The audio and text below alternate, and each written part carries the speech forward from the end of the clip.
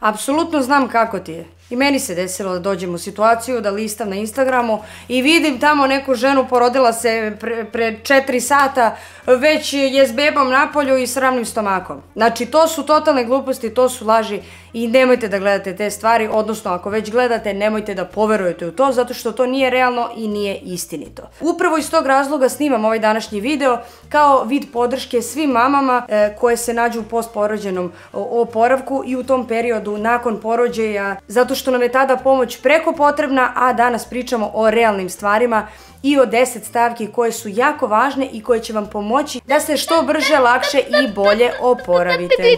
Svaka mama, trudnoća i porođaj su različiti i priča za sebe, zato nemojte da se poredite ni sa kim i iz tog razloga snimam danas i svoje iskustvo u kombinaciji sa svim iskustvima koje su mi mame pisale za sve ove godine od kada istražujem više o toj temi vezano za majčinstvo, trudnoću i tako dalje. I ovo su savjeti koji su prikupljeni sa svih strana i sigurna sam da će vam biti korisni. Prvo, dajte sebi vremena. 9 meseci nam se telo menjalo, stomak raste, hormoni se menjaju, totalna jedna ludnica i stres za telo se dešava i sad hoćemo posle porođaja sutradan odmah ravan stomak i kao sve super. Ne, daleko je od toga, to nije realno i moramo biti objektivne prema sebi. Prošao je veliki period dok se telo menjalo, bit će potrebno barem još toliko vremena da se telo vrati u normalu, ako ne i duže. U suštini nam treba dosta više vremena nego što je sam period tokom trudnoće, ali opet kažem, sve zavisi od žene do žene kako se koja žena oporavlja, znači nije kod svih isto, ali dajte sebi više vremena nego što mislite da vam treba i onda ćete biti zadovoljne sa rezultatom koji će doći tek posle određenog vremenskog perioda. Optimalno vreme za koje se žena oporavi nakon porođaja jeste oko 2 godine.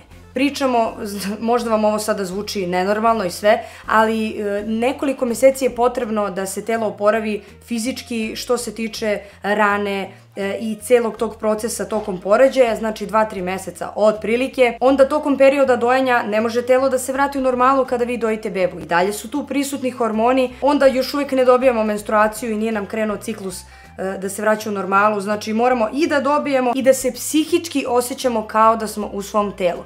Za ceo taj period treba dosta vremena i eto, neko optimalno vreme za koje pričaju stručnjaci jeste oko 2 godine. Sa prvim detetom sam se tek 7-8 meseci nakon porođaja relativno vratila da se osjećam kao svoj na svome, što se kaže, a sa drugom trudnoćom i sa drugim detetom tek posle 2 godine. Što znači da sve to može varirati kompletno i nemojte da se držite nekih pravila, već pratite svoje telo i, kao što rekoh, dajte sebi vremena. Drugo, prihvati svoje telo. Znam da je mnogo teško kada se porodiš i dođeš ispred ogledala i vidiš sebe kako realno ne ličiš ni na šta. Imaš tamo neku stomačinu koja ti je ostala, izgledaš, bukvalno ne ličiš ni na šta. Mislim, barem je meni tako bilo i sigurna sam da većina žena ima isti utisak, a to je da jednostavno telo ti je pretrpelo neke promene i ne ličiš na sebe kao pre trudnoće. Mislim, to je realna slika. Imaš celudit, imaš strije, izgledaš i dalje debelo, otečeno, naduveno i jednostavno nisi svoj na svome. I ono što je važno da u tom trenutku uradimo jeste da kada se pogledamo u ogledalo, umjesto da sebi kažemo jao nakazu gle na šta ličiš, vidi telo kakvo ti je i sve, kažite sebi vidi kako si bre lepa žena, rodila si dete, jeste možda sad trenutno ne izgledaš baš kao što bi želela, ali sad si tu da se tom detetu posvetiš maksimalno i vremenom ćeš se dovesti u red, vratit će se i telo, vratit će se stomak na svoje, možda posle porođaja izgledaš još bolje ako budeš trenirala. Kažite sebi neke lepe reči koje će vas motivisati da onako strpljivo i pažljivo radite na tome da se telo i psiha vrate što pre u normalu. Znači, umjesto loših i negativnih stvari, dajte sebi nešto pozitivno i pričajte sa sobom pozitivno, eto. Znam da vam teško zvuči i dosta nerealno kad vam kažem da će se telo vratiti u normalu, ali hoće, verujte mi da hoće. Meni je bilo mnogo teško da prihvatim svoje telo, muž mi je svaki dan pričao pa ti si prelepa, pa ne brini za taj stomak, vratit će se tebi stomak, sve će biti u redu, ali jednostavno to je naša psiha, to su i dalje pomešani hormoni. Nije lako da sve to prihvatimo, ali verujte mi, sve će proći, samo dajte sebi vremena. Pa i da ostane neki više kilograma, i da ostane neka strija, koga bre zabole? Mislim, donosimo dete na svet, šta je sad važno da li imamo neku striju? Ono, kad pogledaš tu striju ili taj celulit ili šta god, kaži sebi čoveče bre, rodila sam dete, pa ako je ovo cena koju sam platila, boli me uvo bre za tu striju, dete ima život zahvaljujući meni. Mislim, hoću da vam kažem da su to takve sitnice i gluposti, koliko god da vam je teško da to shvatite, to stvarno nije toliko važno. Mnogo je bitnije da smo mi dobre majke, da smo mi pune ljubavi, da mi imamo snagu, energiju, volju, da našu porodicu držimo pod kontrolom, da smo tu za decu, da smo tu kao podrška deci, da smo tu za muža, da širimo neku dobru i pozitivnu energiju, a da li imamo neku striju, neki celulit, koga bre zabole ovo, bukvalno. Treća, jako važna stvar jeste trening. Zašto kažem trening? Zato što treningom dobijaš mnogo pozitivne energije, ispucaš se, trošiš kalorije, znači trening je za sve idealan, ali ono što je važno vezano za trening, nakon porođaja, prvo morate da se malo dovedete u red, znači tih prvih 40 dana nemojte ništa da se forsirate, nikakvi treninzi, nikakvi bakrači, niti bilo šta. Prvo se oporavite što se tiče rane, idite na taj prvi ginekološki pregled da vidite da li je sve to u redu što se tiče samog porođaja i ako doktor kaže da je sve ok, onda možete polako da krenete malo po malo sa nekim kućnim vežbicama. Nikakvi treninzi što se tiče nekih tegova, dizanja nekih težina i šta ti ja znam, skakanje sa ne znam čega i džipanje po 3 sata, znači zaboravite na to, to nije realno. Imamo sad dve neke varijante vezano za trening, možete vežbati kod kuće, neku malu količinu vežbica ili da idete negde na treniranje. To mogu biti neki grupni ili individualni treninzi ili šta god. Ono što je meni bilo teško na početku jeste da se ja nateram da kod kuće krenem sa vežbama. To mi je toliko teško padalo, pogotovo što sam imala dijastazu, o kojoj ću pričati malo kasnije. Najbitnije je da ništa ne radite u velikim količinama. Znači, kada osetite da želite trening i da se malo pokrenete, možete popričati sa vašim ginekologom da li i kad je pravo vreme da krenete sa treningom ili se posavetovati sa nekim ženama koje se bave onako stručno treniranjem sa porodiljama i generalno pogledajte na netu koje sve opcije postoje vezane za trening u tom postpartumu i naći ćete sigurno neko rešenje. Ono što je važno jeste da ne sedite kod kuće i gledate Instagram i tamo scrollujete i vidite gomilu majki koje izgledaju top, fit, sve super, sve sjajno, a vi sedite kod kuće, imate bez veze hranu, ne krećete se, žderete ko stoke i očekujete da izgledate lepo. Znači, to nije realno. Umesto da gledate te stvari, dajte sebi 10 minuta svaki dan da uradite neke male vežbice, već ćete se osjećati bolje i na taj način ćete vi same kod kuće već početi da vidite neke prve rezultate. Ako vam je teško da se naterate, da kod kuće vežbate, idite na neki trening. Nemojte da čekate da prođe 3 godine nakon porođaja pa da se onda aktivirate, nego prošlo je 2-3 meseca, 5-6 meseci, godinu dana, koliko god vam treba da prođe, da se vi osjećate da ste spremne za trening. Nemojte da vam bude žao da date 3-4-5 hiljada dinara mesečno da odete na neke treninge. Ne znam sad koliko koštaju, ali svuda to varira i zavisi kakvi su treninzi u pitanju. Ako su individualni, to košta i po 20.000 mesečno, ali ono što je važno, umesto da ste kući isfrustrirane, sjebane na neki način što ne izgledate kako treba, nema tih para koje će vam zameniti taj lep osjećaj posle treninga i nemojte da žalite. Dajete pare za sebe da biste se osjećali kako treba, a ako se vi osjećate dobro i vaše dete će biti srećno i vaša porodica i vaš muž, znači svi imaju korist od toga kada ste vi srećne, tako da nemojte da žalite pare. Znači, u slučaju da nemate pare za trening, izvolite lepo kod kuće, besplatnih treninga na YouTube-u ima beskonačno, možete naći i neke one webinare i gomilu nekog drugog sadržaja gde ljudi besplatno daju treninge za taj period, tako da nađite i iskopajte na netu, samo uradite nešto i trenirajte kako god. Nema izgovora. Znači, umesto da kukaš tu, jao, vidi na šta ličim, mrzi me ovo, mrzi me ono, nateraj se. Ma nateraj se, brate, spakuj stvari i idi na trening. Koliko god da ti je teško, pričaj s mamama iz kraja, ako neka trenira, idi sa njom prvi trening.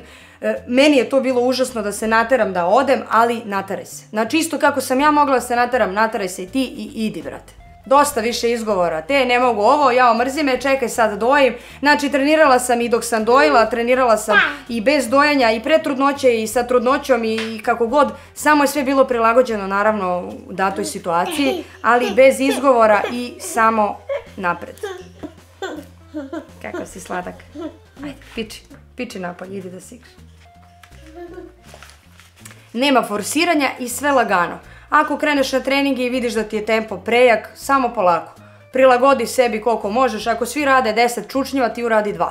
Sutra ćeš uraditi 3, preko sutra ćeš 4 i tako ćeš lagano da povećavaš tempo i količinu treninga i svega. Znači, bez forsiranja. Ako osjetiš da se ne osjećaš baš dobro, polako, stani, sedni, odmori, nadiši se vazduha, popij vodu i bit će sve sjajno. 4. Dijastaza. Ukoliko znate da imate dijastazu nakon porođaja, pre bilo kakvih većih i ozbiljnijih treninga, najbolje je da prvo rešite taj problem.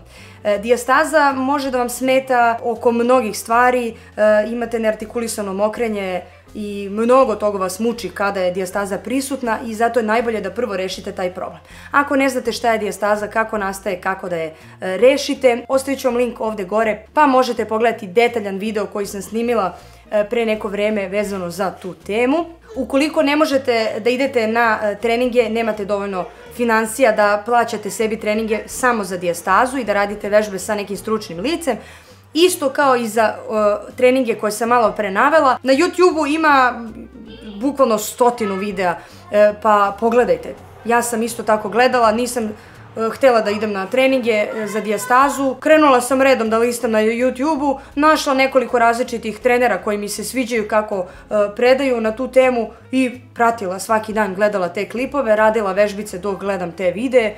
Evo sad imate gomilu ovih nekih besplatnih tutoriala, imate aplikacije na telefonu vezane za postporođajni oporavak, znači ima šta hoćeš, bukvalno samo je važno da nađete šta je ono što vama odgovara i da se pokrenete, to je najvažnije. A gde ćete, na koji način, kako, šta, to je manje važno, znači samo krenite i rešavajte probleme jedan po jedan. Broj 5. Reguliši ishranu. Ono što je važno kod ishrane jeste da ne možemo očekivati da odmah posle porođaja sad mi kao tu vodimo neke dijete, da ne znam ja nešto drastično menjamo što se tiče naše ishrane, ali ono što možemo da uradimo jeste da je regulišemo tako što ćemo izbaciti što više nezdravih slatkiša, grickalica, gaziranih sokova ili tako nešto i u zamenu za to uzmemo recimo činiju sa voćem, sve te negativne i loše namirnice da zamenimo sa dobrim. Ono što sigurno ne treba da radite jeste da odmah idete na neke drastične dijete, da jedete kupus 7 dana i te fore, znači to ne dolazi u obzir. Dojite bebe, jako je važno da napravite kvalitetnu i dobru hranu za vaše dete. Zato tokom perioda dojenja ništa drastično ne treba menjati vezano za ishranu, ali možemo korigovati loše namirnice za dobre i možemo smanjiti količinu namirnica ako smo jele preterano i u trudnoći smo se ugojile, ne znam, 20 i plus kila, onda malo samo smanjimo tu količinu hrane, malo trening, malo da se reguliše ishrana i to će biti sasvim dovoljno. Kasnije, kada završite sa periodom dojenja, onda možete da radite šta hoćete, ali svakako nikada nije dobro da tek tako i odjednom na brzinu krenemo na neke drastične dijete koje mogu da naruše naše zdravlje. Znači, to nije dobro ni inače, a sad pa tek nije dobro. Moje iskustvo vezano za vraćanje kilaže u normalu, posle prvog deteta, tek nekih godinu dana nakon porođaja sam se vratila na 52-53 kg, koliko mi je onako da kažemo taman kako treba, a posle drugog deteta tek 2 godine nakon porođaja. Pa sad vi vidite koliko znači duži period dojenja, drugo dete, mnogo toga se menja i samo dajte sebi vremena, eto.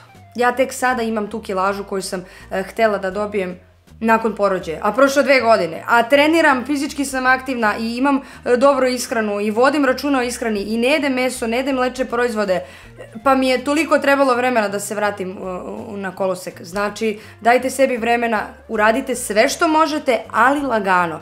Ništa se neće promeniti ako imate malo viška kilograma, pa šta? Bolje da ljulja nego da žulja, da se mi razumemo, ali svakako, vreme će učiniti svoje, a vi dajte svoj maksimum u svakom tom segmentu i sigurno sam da će rezultati da se vide, ali posle određenog vremena. Pod broj 6 sam navela oporavak i negu. Kada kažem oporavak, obično svi misle na tu neku fizičku stranu oporavka, ali psiha nam je mnogo važna, čak i važnija što se mene tiče, a ona se ne vidi. Ne vidi se taj disbalans hormonski i totalni haos u našoj glavi, a mnogo se odražava na naš život, na naše stanje, na naš odnos prema okolini, porodici i tako dalje. Kada nam se ciklus vrati u normalu i dobijemo menstruaciju, to znači da nam se telo dobrim delom vratilo na svoje, što ne znači da smo kompletno kako treba. Onda tek posle prestanka dojenja možemo očekivati da se hormoni vrate u normalu.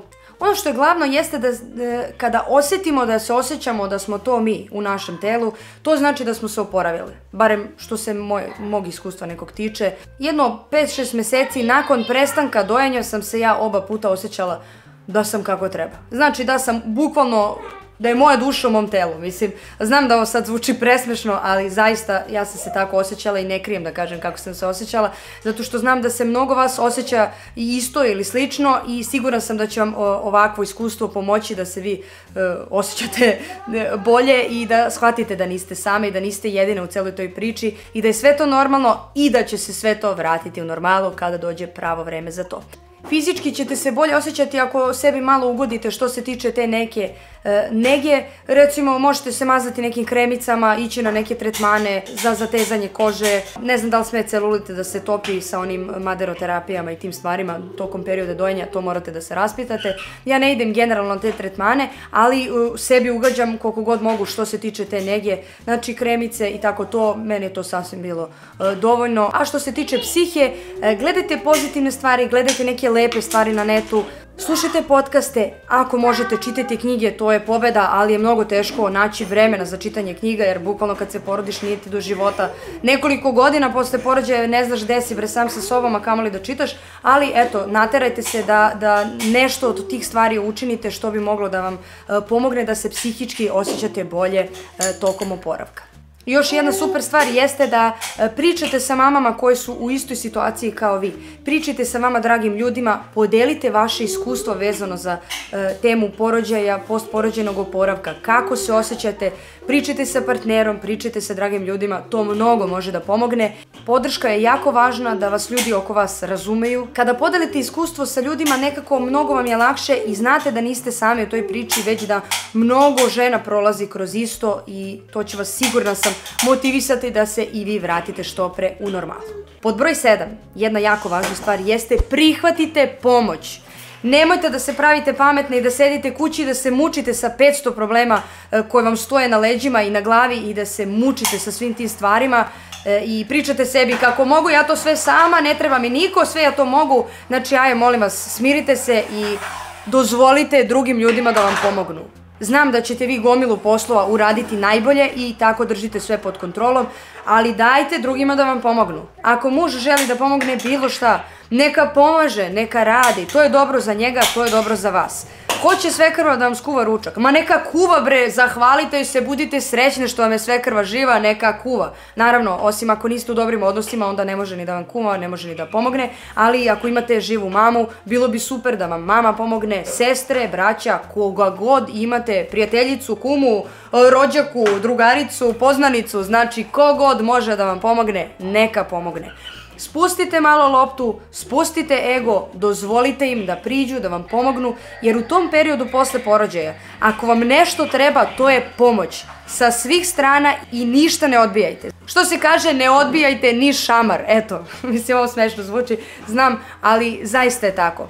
Dok vam svekrva mama ili neko kuva ručak ili čuva bebu, vi možete da odremate, možete da izađete u shopping, da kupite sebi nešto što vam treba, možete da odete, da se prošetate pola sata, da se izluftirate, da mozak pustite na pašu. Nema šta ne možete da radite kada vam neko pomogne i zato prihvatite pomoć i zahvalite se kada neko hoće i ima volju da vam pomogne, jer je ta pomoć neprocenjiva.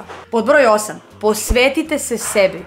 E sad, da bismo se posvetile sebi, treba nam pomoć. Tako da prethodna stavka je isto jako važna i uključena je u ovaj segment. A kada smo mi srećni i kada se posvetimo sebi, nećemo samo mi biti srećni. Bićemo mi srećne, deca srećna, porodica srećna, muž srećan, okolina srećna, svi su srećni kada smo mi srećni. A da bismo se posvetile sebi, treba neko nekad da nam pričuva decu, da možemo da uradimo nešto što mi volimo. Jer gomila stvari koje radimo sebi na volju nisu moguće da se dese kada su tu deca. Ne mogu sad ja da odvalim muziku do daske i da slušam muziku i da plešem, a dete mi traži da jede. Znači, moram da namirim dete, moram 1000 stvari da završim, pa tek onda da se posvetim sebi. Ali uvek nađem neki balans kako mogu da malo učinim deci, malo da učinim sebi, malo mužu, malo deci, malo sebi i uvek tu nekako balansiram i to je definitivno najbolje, s tim što je baš naporno, eto iskreno da vam kažem. Ako nekako možete, odvojite vreme da malo duže spavate, da neko drugi bude zadužen da brine o bebi. Ajde sad, ako dojite bebu, niko ne može da vas zameni, ali dok dojite bebu, neko drugi može da uradi neki posao koji će vama skratiti vaše vreme koje biste provele u kuhinji. Naprimer, dojite bebu, vaš partner ili neko kogod može da vam sredi sudove, može da spremi ručak, može da prošeta starije dete, može šta god hoćeš da uradi, a vi kada završite sa dojenjem, umesto da sve te poslove vi radite, možete, kao što rekao, da čitate knjigu, da pustite muziku, da odete da se prošetate 2 minuta, da iskulirate, da trenirate, da ne znam šta god uradite vama na volju, nešto što vam onako puni baterije, nenormalno, obavezno to morate da radite, zato što ako dozvolite sebi da se kompletno istrošite i da vaša energija ode ono ispod donjeg nivoa, onda nervozne ste danima, derete se na decu, na muža, svi vas nerviraju, sve vas nervira i sve,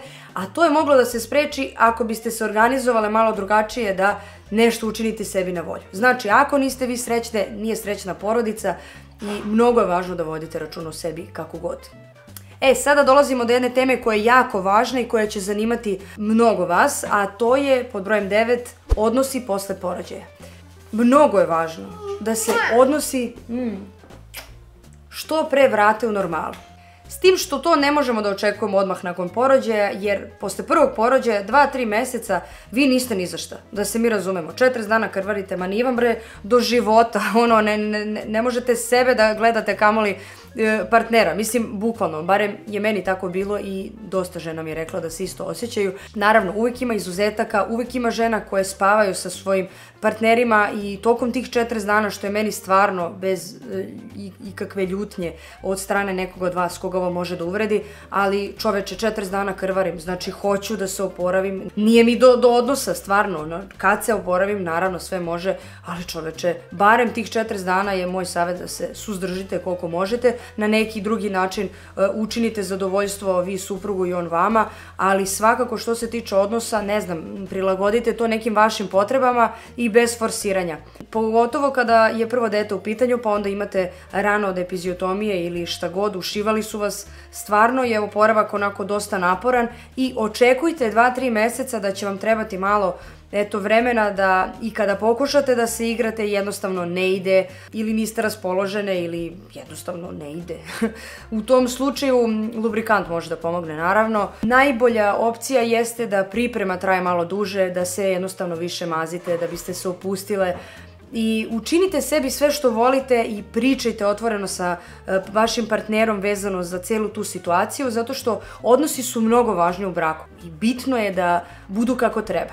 Nemojte to da zapostavljate i nemojte da zapostavljate muža, da budete u fazonu jao nije mi do seksa, ćao zdravo. Ok, vama nije u tom trenutku, ali probajte nekako da napravite neki balans, da pričate o tome ili da, eto, kao što rekoh, na neki način učinite neko zadovoljstvo jedno drugom da biste se osjećali lepo, a da opet jednostavno dobijete malo na vremenu da taj oporavak dođe što pre, da kažemo da ste spremne, da imate normalne odnose u što kraćem roku. Ukoliko vam libido padne, što može da se desi posebno, kao što rekoh, ako imate prethodnu decu, onda često budete rastrzane na 100 stranama, znači ne znate gde se nalazite, jednostavno nekad vam nije do toga. Ili šta se dešava, kod muškaraca je normalno da oni imaju potrebu za odnosima mnogo više nego mi, to je jednostavno priroda takva.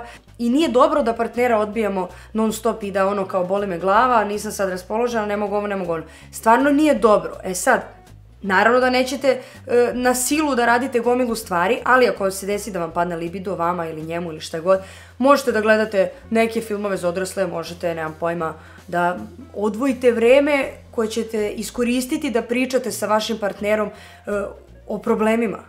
Nemam volju, da vidite zašto nemate volju, šta se dešava i razgovorom možete da rešite veliki deo tih problema. Zato pričajte sa partnerom najotvorenije moguće, posebno kada su odnosi u pitanju i muškarci moraju da razumeju da period u kome nama hormoni drastično skaču i menjaju se stvarno mnogo loše utiče na našu psihu, na nas kompletno i moraju da razumeju ovaj ceo postpartum jer stvarno nije nam lako. Teško je nama samima sa sobom, a kamoli njima sa nama, eto. Znači, bukvalno tako. Naravno da ima izuzetaka i da neke žene mnogo brže i mnogo bolje prevaziđu ceo taj oporavak, ali eto, nismo sve iste i recimo ja nemam problema sa libidom, ali tada mi je zaista bilo mnogo teško da se nekako saberem sa mozgom, nisam se osjećala privlačno, to isto dosta uticalo na to da nemam volju za odnosima kada sebi ne ličim ni na šta, ali zato su tu partneri da nam daju vetar u leđini, da nam kažu, ne brini se za stomak, koga briga, daj da se igramo, nevezano za to, imaš ti drugi atributa i tako to, mislim sad opet kažem, znam da vam smešno zvuči, ali zaista je tako, zato pričajte, dogovarajte se oko svega i sve će to biti sjajno, ali opet, dajte sebi vremena da vam se sve to vrati u normalu i motivišite sebe, naravno. Mislim, ako ne mislite o tome, neće se problemi nikad sami ni rešiti. Znači, mora razgovor i mora da se radi na rešavanju svih tih problema, a ima ih beskonačno, bukvalno. Ne zaboravite na muža, on postoji u celoj toj priči i iako dođe beba, beba je jako važna, naravno, vi ste bebi sve na svetu i sve to stoji, ali muž je isto važan.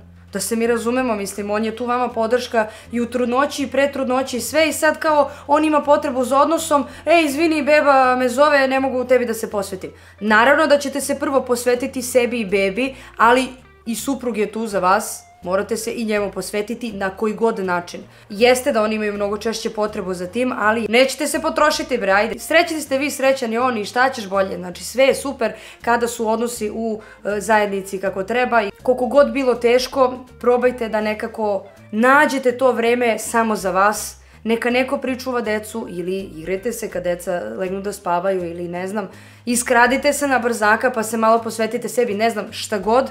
Nađite neki balans, ali obavezno odvojite vreme za vaše odnose. To će vam pomoći da se mnogo brže oporavite, da se mnogo brže vratite u normalu i bit ćete srećni, mislim, nema tu šta. I 10. poslednja stvar koju sam navela jeste ljubav. Kada kažem ljubav, podrazumeva se da imate ljubav, podršku, pažnju i od partnera, i od dece, i od vaše porodice. Nikada ne zaboravite koliko ste sebe uložile u to da dobijete dete i sada posle porođaja imate mnogo više ljubavi.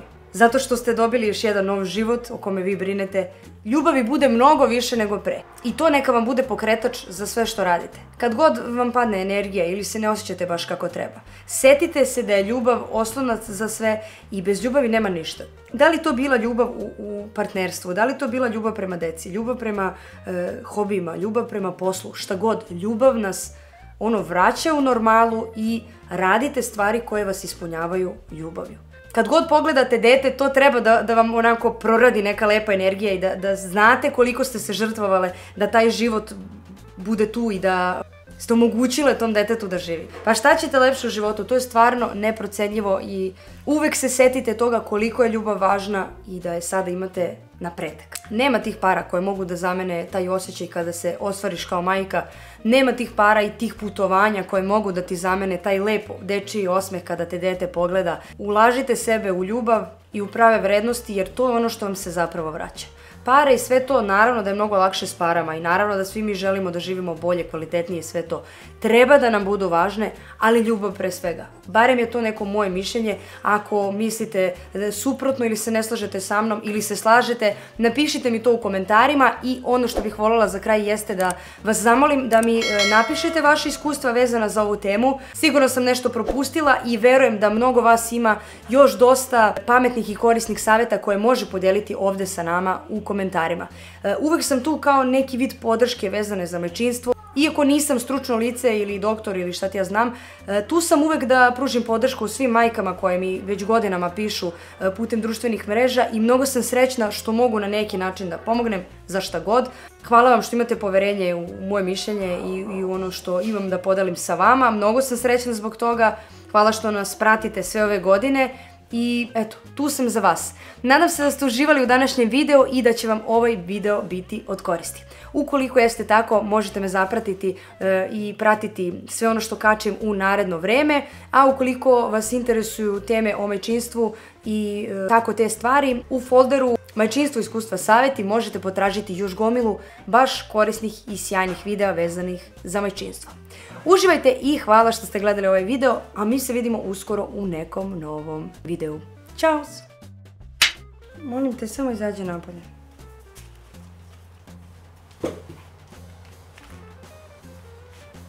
Međutim, oporavak od porođaja nije samo fizičke prirode, već je tu važno... Izađi samo napolje, Gosi. Dobro, idi vozi se napolju, molim te, izađi, Gosi, ne mogu da brišem ovde kadrove i da menjam non stop. Kad neko uđe od vas, Idi tamo. Dimi. Imam još 11 minuta da završim video, molim te, izađi iz kadra, go.